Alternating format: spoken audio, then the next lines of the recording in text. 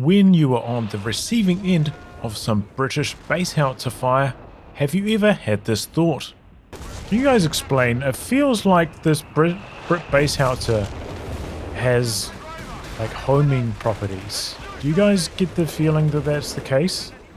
Today we are diving into the stats to explain what is happening with the British base howitzer and what firing into the fog of war does to a weapon scatter in COH3. I put the British base onto the testing range and did the forward observer artillery barrage 3 times at 200 range away. The pattern of craters from that is pretty well represented by the red reticle circle when activating the ability. Now I'm going to repeat that test, but this time I have the fog of war turned on and no vision of the area during the barrage. As you can see, there is a remarkable difference in the pattern of craters left behind. And here they are side by side. If you're not familiar, in Company of Heroes, when you shoot a weapon into the fog of war, the area in which the shell can land gets increased. This means if you want your artillery of any type to land on the target precisely, you need vision of the area. Whether that be from flares, recon planes, or simply a friendly unit in the area to clear off the fog of war. But on the other hand, if your opponent notices your recon, then they can better guess where the artillery will land once they hear it starting to fire, and this can make it easier to dodge the artillery. This makes units that can see the enemy but can't be spotted themselves the strongest for combining with artillery, such as units that have very long sight range or stealth units. Overall, I think fog of war increasing scatter like this is a great mechanic that adds depth to gameplay. There are 2 stats that determine how much larger the area gets when the weapon fires into the fog of war. Fog of war angle multiplier, which increases the side-to-side deviation, and fog of war distance multiplier, which increases the front-to-back deviation. I had a look through the stats, and I would guess 80% or more of the weapons in COH3 have both of these fog of war multipliers set to 1.25. But the British base howitzer has a whopping 2.5 for both fog of war multipliers. So that explains why it scatters side to side by so much when it's firing into the fog of war. But why isn't it scattering forwards and backwards as well? If you have watched my video about firing on the move with vehicles, then you will be familiar with distance scatter max. It is a hard limit on how much the shell can scatter forwards and backwards. This limit seems to be enforced at the end of the scatter calculation.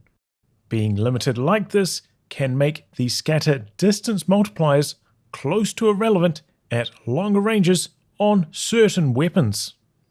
So here is how I recommend you dodge the British base artillery from the forward observer barrage. Figure out where the enemy's base is relative to the flares.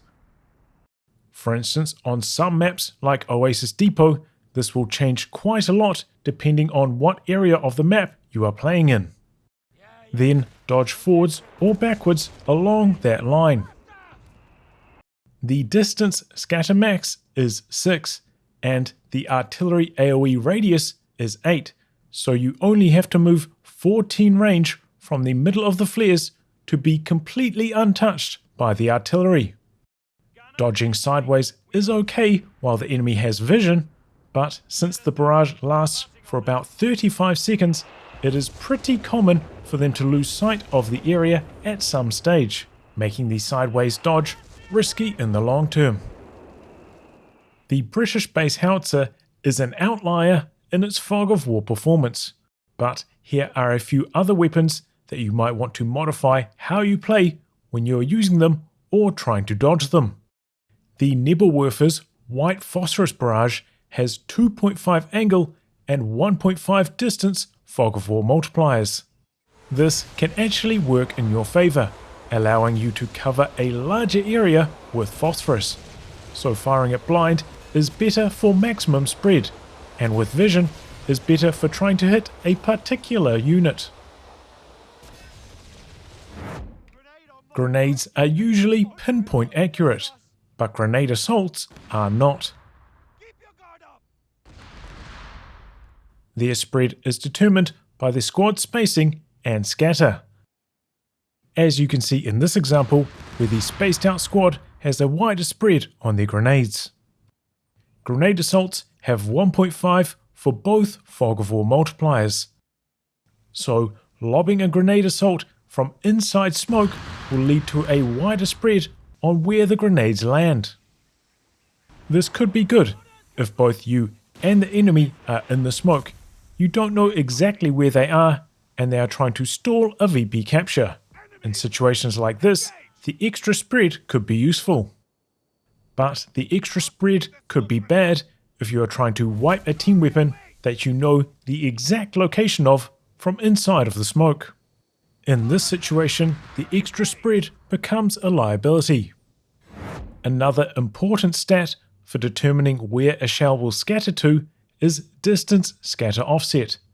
A value of 0 is neutral, meaning the shells will scatter an equal amount long and short.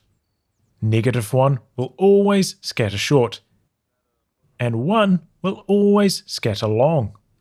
An outlier in this category is the brummbar, with a distance scatter offset of 1, meaning it will always scatter long. So if it is shooting at you from maximum range, considering the slower speed of the brummbar's projectile, dodging towards it may actually be more effective, since it will always scatter long. But this isn't as effective when you are closer to the brummbar, because the shell will land and explode before you are able to dodge a meaningful distance.